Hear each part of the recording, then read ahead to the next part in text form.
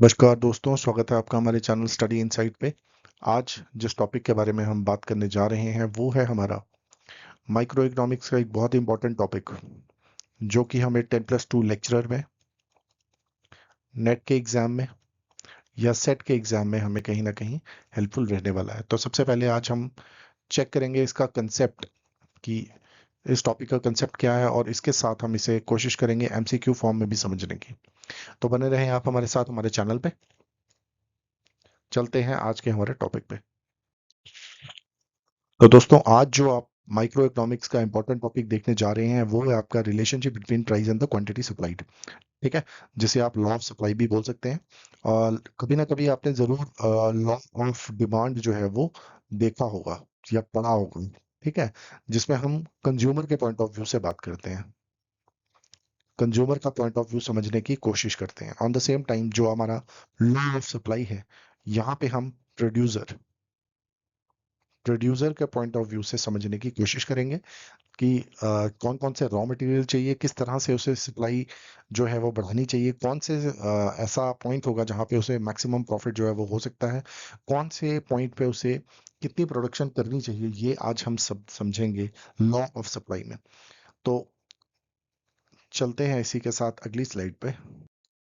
दोस्तों, सबसे पहले इंपॉर्टेंट है कि आप समझेंगे इसका कंसेप्ट। कंसेप्ट समझने से पहले आप कंसिडर करें कि आप हैं एक प्रोड्यूसर, जिसकी एक कंपनी है जहाँ पे बनते हैं पेन। ठीक है, अब सबसे पहले आप ये कंसिडर करके चलें कि आप एक प्रोड्यूसर हैं, राइट।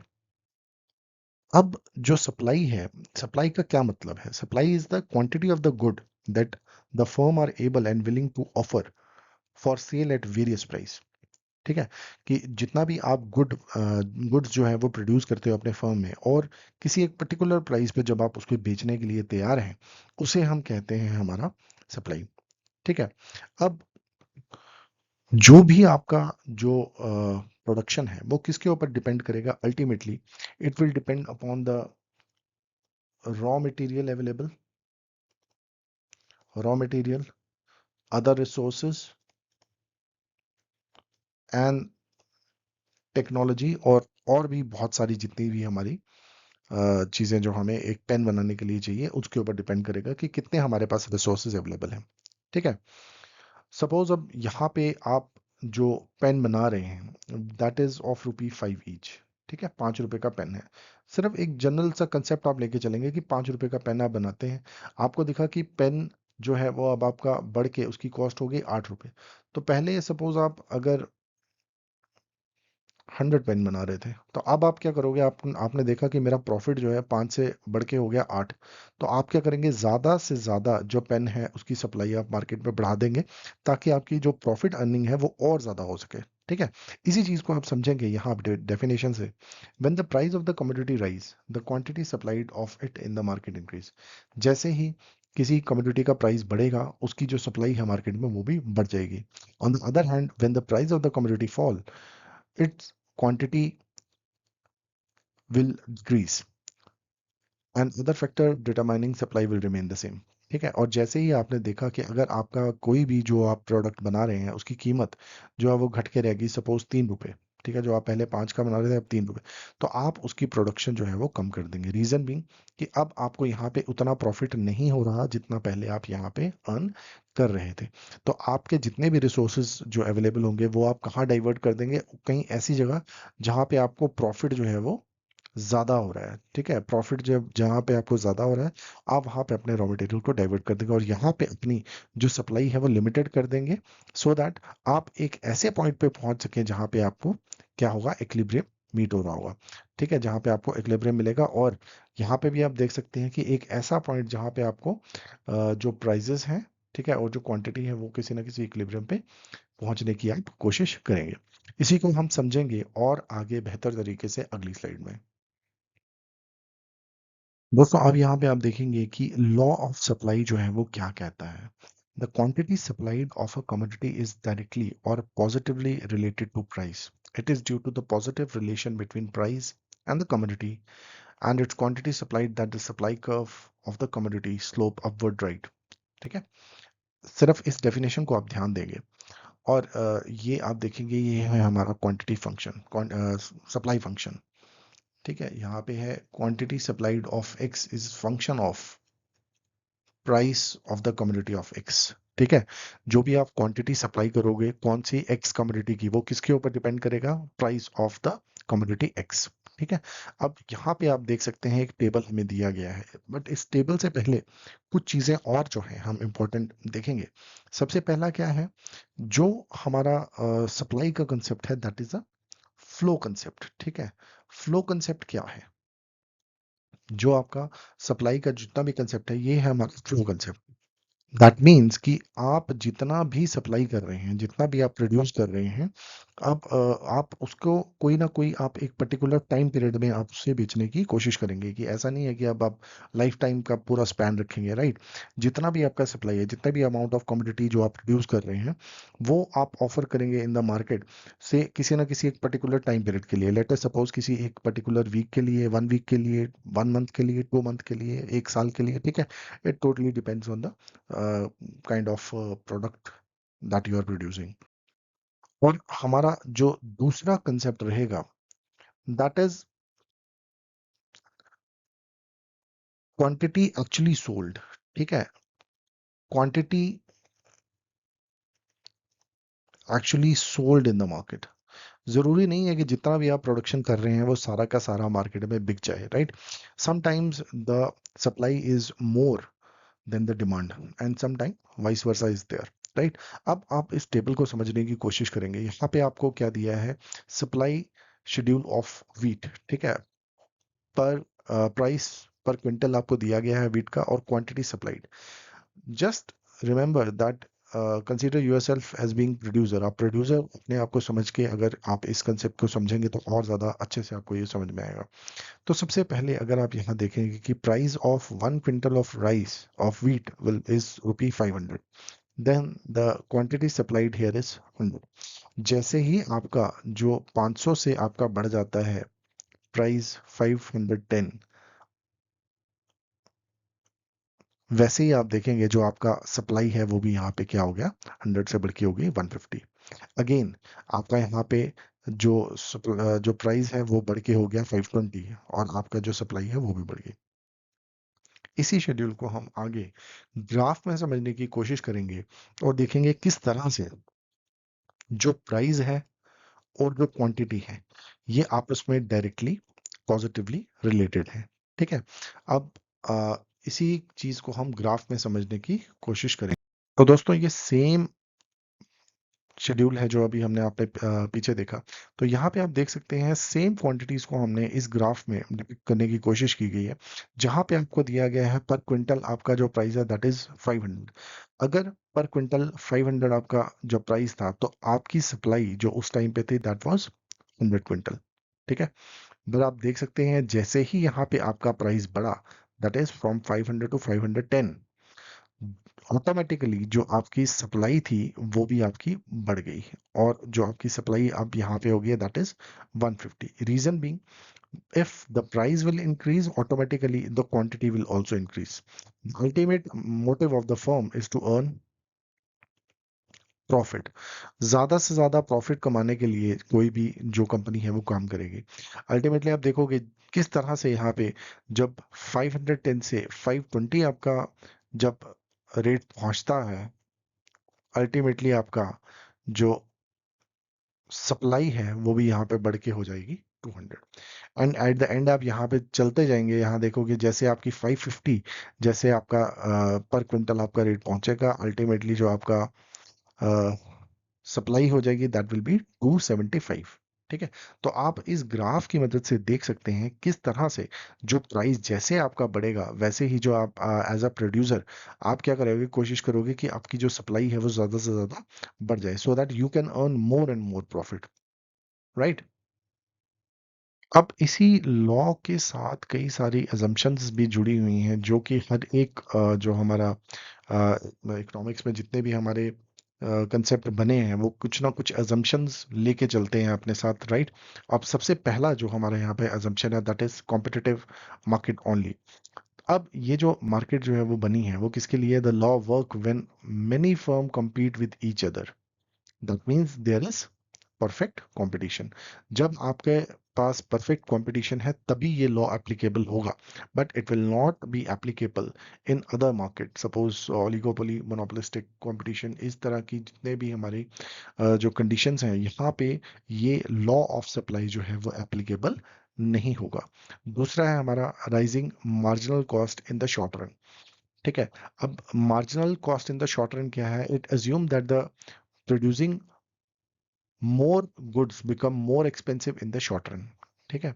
जैसे आप शॉर्ट रन में अगर आप कोई भी चीज आप एकदम से उसकी अगर प्रोडक्शन बढ़ाना चाहते हैं, तो ऑटोमेटिकली आपको पता है कि उसके लिए आपको रॉ मटेरियल भी ज्यादा चाहिए, लेबर भी ज्यादा चाहिए, टेक्नोलॉजी भी आपको चाहिए। तो ये सारी चीजें अगर आप एकदम से बढ़ाओगे तो ऑटोमेटिकली जो उसका एक्सपेंस है शॉर्ट रन में वो भी बढ़ जाएगा। ऑन द अदर हैंड अगर आप लॉन्ग रन की बात करोगे तो बात कुछ और होगी।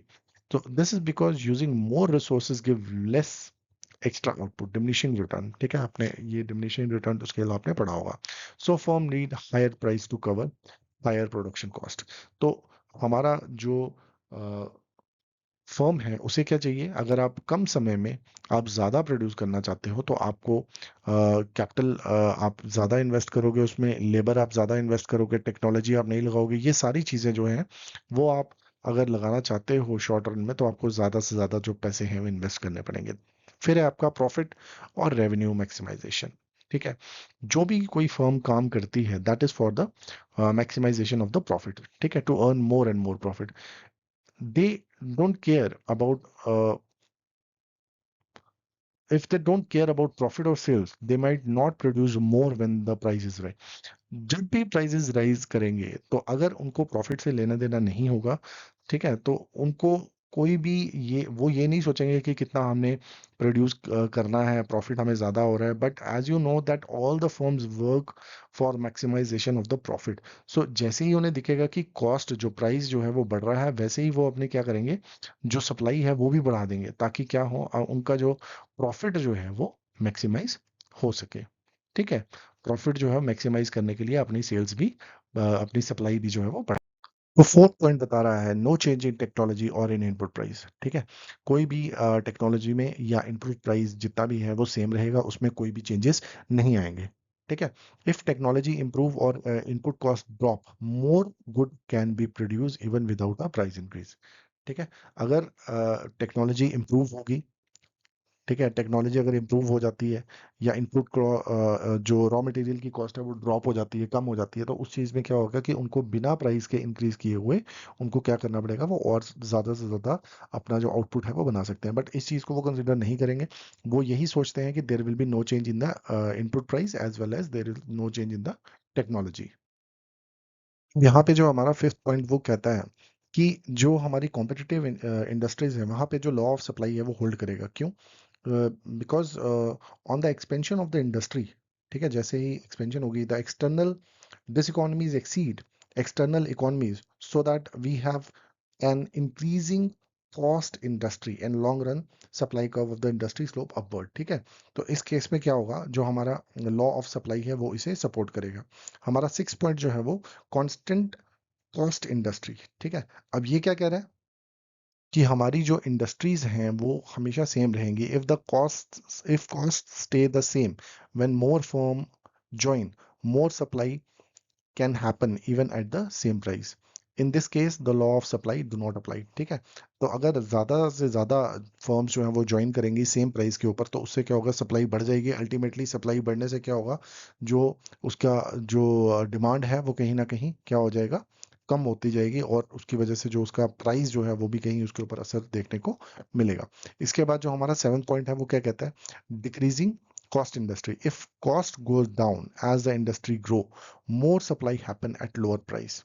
This go against the law of supply. ठीक है। फिर से अगर कॉस्ट जो है वो गिर जाती है, पहले तो आपने यहाँ पे देखा कि कांस्टेंट अगर जो है हमारा सेम कॉस्ट के ऊपर हम बात कर रहे हैं, यहाँ पे वो बोल रहा है कि अगर ज्यादा से ज्यादा इंडस्ट्री बढ़ने से क्या होगा कि हमारी जो सप्लाई है वो बढ़ जाएगी, और उसकी वजह से अगर कहीं ना कहीं कॉस्ट के ऊपर असर पड़ता है तो उससे भी क्या हो जाएगा, हमारा कॉस्ट जो है, प्राइस जो है वो किसी उस प्रोडक्ट का कम हो जाएगा। जब प्राइस जो है वो कम हो जाएगा, हमारा जो प्रॉफिट जो है वो भी क्या हो जाएगा, कम हो जाएगा। प्रॉफिट कम हो जाएगा जिसकी वजह से जो हमारी सप्लाई है वो भी जो प्रोड्यूसर है वो कम करना शुरू कर देगा। तो अल्टीमेटली ये जो सारी अजम्पशंस हैं ये हम लेके चल रहे हैं। तो दोस्तों यहाँ अब हम देखेंगे लॉ ऑफ सप्लाई, ठीक है, और यहाँ पे हम समझने की कोशिश करेंगे why does supply curve generally slope upward, ठीक है। सप्लाई कर्व जो है वो जनरली अपवर्ड क्यों स्लोप करता है ये हम समझने की कोशिश करेंगे। अगर आप यहाँ डेफिनेशन के थ्रू जाएंगे, price of the product and the quantity supplied of it by the firm producing it are positive related. Price और जो क्वांटिटी है these are positive related, that means when the price will go up automatically the supply of the quantity supplied will be increased, right? That is why अगर कभी भी आप यहाँ पे देखेंगे सप्लाई कर्व तो that will be upward sloping from left to right, ठीक है।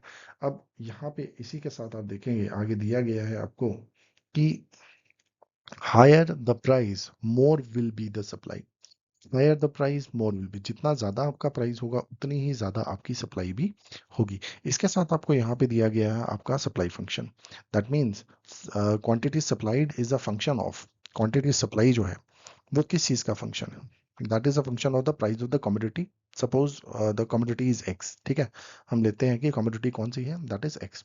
तो here it is price of commodity X first, then we have price of the related good, ठीक है, जो भी उससे रिलेटेड गुड होंगी उनका प्राइस। Then we have number of firm in the industries, total number of firms which are there in the industry, वो भी मैटर करेंगी। Then goal of the firm, as you know that goal of the firm is to maximise the profit, ठीक है, that we all know. Then we have price of the factor of the production, factor of production जितना भी raw material वगैरह जितना भी है that. Then we have this technology, ठीक है, टेक्नोलॉजी किस तरह की है। Then we have business expectation and government policies. ये सारी जो चीजें हैं, या आप इनको इस तरह से भी ले सकते हैं कि quantity supply is the function of factor one, factor two, factor three, so on to factor n, right? So these all are depicting the raw the resources which are available, resources which are required for the production of the commodity. कोई भी एक commodity की production के लिए जो भी हमारे resources चाहिए होंगे उनको आप इस तरह से भी डिपिक्ट कर सकते हैं। Firm are driven by profit motive, जितनी भी हमारी फर्म है, आपने देखा होगा कोई ऐसा बिजनेस नहीं होगा दुनिया में जो कि प्रॉफिट मोटिव के लिए नहीं होगा।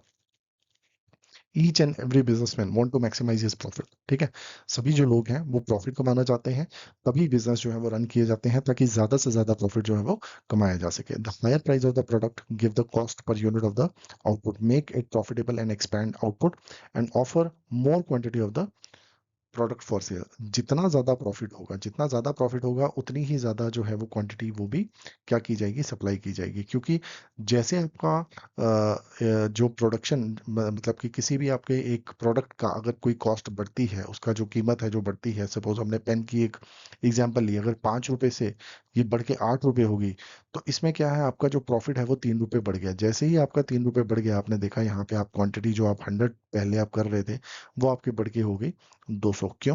क्योंकि जैसे ही आपका प्रॉफिट बढ़ा, आपने क्या किया, उसका जो अपना बिजनेस था उसको और ज्यादा एक्सपैंड किया और ज्यादा से ज्यादा सप्लाई आप करना शुरू करके। The basic reason behind the law of supply is the way cost change as output is expand to offer more sale. जैसे जो लॉ ऑफ सप्लाई है वो क्या कहता है, cost changes as output is expanded to offer more sale. जैसे ही आपका प्रॉफिट बढ़ेगा वैसे ही जो आपका सेल्स हैं वो भी आप क्या करोगे, बढ़ाने की कोशिश करोगे, जिसकी वजह से आप मोर एंड मोर प्रोडक्शन करोगे ताकि आप ज्यादा प्रॉफिट जो है वो कमाओ। The change in the quantity supplied of the product following the changes in its price also depend on the possibility of the substitution of one product for the another। एक बहुत ज्यादा इंपॉर्टेंट चीज है कि कभी भी आपका जो क्वांटिटी सप्लाइड है वो किसके ऊपर डिपेंड करता है, on the possibility of the substitution of one product for the other, कि एक प्रोडक्ट की जगह आप दूसरी प्रोडक्ट का कोई सब्स्टिट्यूशन अवेलेबल है कि नहीं है। जैसे टी और कॉफी आप ले सकते हो, ठीक है, टी और कॉफी है, आप टी की और कॉफी की अगर आप बात करोगे कि अगर आप यहाँ पे टी की प्रोडक्शन आप बढ़ाना चाहते हो, टी की प्राइस अगर बढ़ गई तो आप उसकी प्रोडक्शन भी बढ़ा दोगे, ठीक है। टी की सपोज आप 5 रुपए का कप था, अब आप 10 रुपए का उसको बेच रहे हो, तो अब आप कोशिश करोगे ज्यादा से ज्यादा चाय आप बेचने की। But on the same time अगर लोगों को 8 रुपए का कप अगर कॉफी का मिल रहा होगा तो लोग जो है they will shift to from tea to coffee, right. So this is an important point कि जो हमारा सब्स्टिट्यूशन है उस प्रोडक्ट का, वो भी किस रेट पे अवेलेबल है, that also matter lot, right. अब यहाँ पे आपको एक बहुत ही इंपॉर्टेंट एग्जांपल दी गई है, if the price of the wheat in the market rise, the farmer will alter the cropping pattern so as to produce more wheat by withdrawing land and other natural resources from the cultivation of rams and devoting them to the production of the wheat. Suppose एक farmer है, right? Suppose एक farmer है और अब वो क्या है, कुछ मतलब कि जैसे ग्राम्स वगैरह जो है वो प्रोड्यूस करता है, ठीक है। अब उसको पता है कि ग्राम्स प्रोड्यूस करने से मुझे ज्यादा प्रॉफिट जो है वो नहीं मिलेगा, ज्यादा जो प्रॉफिट है वो नहीं मिल रहा, right. On the other hand, एक जो हमारा फार्मर है वो वीट प्रोड्यूस कर रहा है और इसका जो प्रॉफिट मैक्सिमाइजेशन है वो बहुत ज़्यादा है, प्रॉफिट जो है वो बहुत ज़्यादा मिल रहा है। तो what this farmer will do, जो भी इसके रॉ मटेरियल यहाँ पे रिसोर्सेज अवेलेबल थे, जो इस वाले फार्मर के पास रिसोर्सेज अवेलेबल थे, ये क्या करेगा, कोशिश करेगा कि ग्राम्स वाले जितने भी रिसोर्सेज हैं उनको ये डाइवर्ट करेगा कहाँ पे, in the production of the wheat, so that he can earn more and more profit, ठीक है। This is because higher market price of the wheat relative to gram induced farmer who aim to maximize profit to use more resources for producing of wheat and fewer resources of the production of the gram. That means कि अब जिस चीज में उसको profit नहीं हो रहा, वो क्या करेगा, वहां से अपने सारे जो रिसोर्सेज है वो विड्रॉ करेगा और वो चीज प्रोड्यूस करने की कोशिश करेगा जहां पे उसे प्रॉफिट जो है वो उसका मैक्सिमाइज हो रहा है। This is a very good example of the law of supply. तो आई होप कि आपको ये वाला समझ में आया। When production of product is expanded by using more resources, diminishing return to variable factor return occur. In simple word, we can say when you keep adding more and more unit like labor, fertilizer to a fixed amount of input like land or machine, the extra output you get from each additional unit will eventually start to decrease, ठीक है। Suppose आपके पास एक piece of land है जहाँ पे आप 5 labour जो है वो आप लगाया हुआ था, आपने 5 लेबर जो है वो यहाँ पे काम कर रहे थे, बट इवेंचुअली आपने क्या किया, you started increasing hiring more and more labour, ठीक है। अब आपने 5 की जगह 10 लेबर यहाँ पे आपने इस छोटे से खेत में लगा दिए, तो क्या होगा, जो हर एक लेबर पहले सपोज 10 kg वीट जो है वो उगा रहा था, अब इस फील्ड की कैपेसिटी तो उतनी ही रहेगी ना, तो आप चाहे इसमें यहाँ पे जितना मर्जी जो है वो और लेबर डाल दो, ठीक है। तो इवेंचुअली जो इसकी हर एक जो इसकी टोटल फील्ड की कैपेसिटी है, suppose it is to produce 50 kg, ठीक है। तो आप यहाँ देखोगे जब आप यहाँ पे 5 लेबर आपने लगाई थी तो हर एक लेबर की जो कैपेसिटी थी that was 10 kg to produce 10 kg of the wheat. On the same time जब आपने 10 लेबर जो है वो लगा दी, उनकी जो कैपेसिटी है वो घट के हो गई 5 kg, मतलब कि each labour is producing 5 kg of the wheat, that means यहाँ पे आपको इवेंचुअली जो भी आपको रिटर्न्स हैं दे विल स्टार्ट डिक्रीजिंग, ठीक है। नेक्स्ट आप यहाँ पे देखोगे, यहाँ पे आपको दिया गया है at higher additional cost of producing more unit of the output, it is profitable to produce more unit of output only at a higher price as to cover the rise in the additional cost per unit। इसे आप समझने की कोशिश करेंगे simple word में, when a company want to produce more unit the cost of making extra unit often goes up, ठीक है। जब भी आप कोई भी आप एक्स्ट्रा यूनिट आप प्रोड्यूस करने की कोशिश करेंगे, ठीक है। सपोज हमने वो एग्जांपल लिया था कि आप 100 पेन जब बना रहे थे, 100 से जब आप 200 पे शिफ्ट करेंगे तो ऑब्वियसली आपको रॉ मटेरियल भी ज़्यादा लाना पड़ेगा, आपको टेक्नोलॉजी भी और लानी पड़ेगी, ठीक है। और भी जितने भी रिसोर्सेज आपको क्या करना पड़ेगा, लेबर भी आपको बढ़ानी पड़ेगी, तो आप जितने भी रिसोर्सेज हैं आपको बढ़ाने पड़ेंगे। So because it it's more expensive to make more, the company will only want to produce and sell more unit if it can charge a higher price। एक कंपनी जो है वो अपनी प्रोडक्शन तभी बढ़ाएगी जब वो हर एक जो यूनिट जो वो 5 रुपए का बेच रही थी, जब वो 8 रुपए का बेच पाएगी, तभी जो है वो कंपनी अपनी जो कैपेसिटी जो है वो बढ़ाएगी, ठीक है। क्योंकि यहाँ पे जो आपका एक्स्ट्रा जो अपने पैसे जो आपने खर्चे रॉ मटेरियल पे, चाहे रिसोर्सेज जितने भी आपने लेबर पे, जितने भी आपने रिसोर्सेज, अब यहाँ पे क्या होगी आपके, the cost of producing each unit of the pen will increase, जैसे ही आपकी जो पर यूनिट की कॉस्ट जो इंक्रीज होगी तो आपका जो अल्टीमेटली जो पेन का प्राइस है वो भी क्या हो जाएगा, इंक्रीज हो जाएगा। और it will cover the cost of making that unit, and still the producer will make the profit. यहाँ पे आप इस 8 रुपए से आपकी कॉस्ट भी कवर हो जाएगी और आप प्रॉफिट भी कमा पाओगे ऑन द सेम टाइम। ठीक है, आई होप आपको ये समझ में आया होगा। चलते हैं नेक्स्ट स्लाइड पे। दोस्तों यहाँ पे ये बता रहा है the concept of the supply curve and perfect competition. I hope आपको अभी तक तो ये समझ में आ गया होगा that this law of supply is applicable in the perfect competition only, right.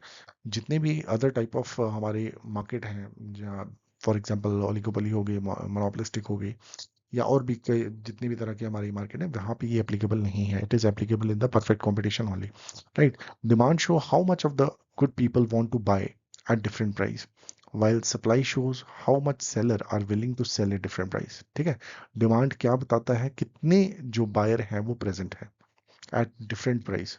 ठीक है, वाइल जो सप्लाई है वो क्या बताती है, कितने जो सेलर हैं they are willing to sell at the different price.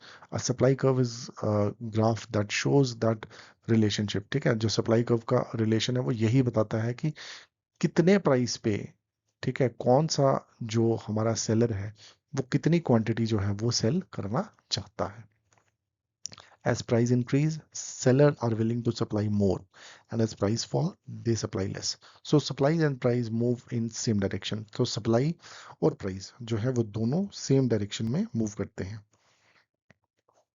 This is called direct relation. तो इसे हम कहते हैं direct relation.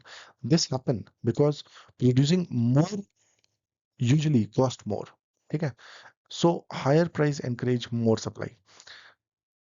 जितना ज़्यादा आप प्रोड्यूस करने की कोशिश करेंगे उतना ही ज़्यादा आपका रॉ मटेरियल लगेगा, उतनी ही ज़्यादा आपकी पर कॉस्ट पर यूनिट जो है वो कॉस्ट बढ़ जाएगी। और उस कॉस्ट को कवर अप करने के लिए we have to increase the price of the commodity.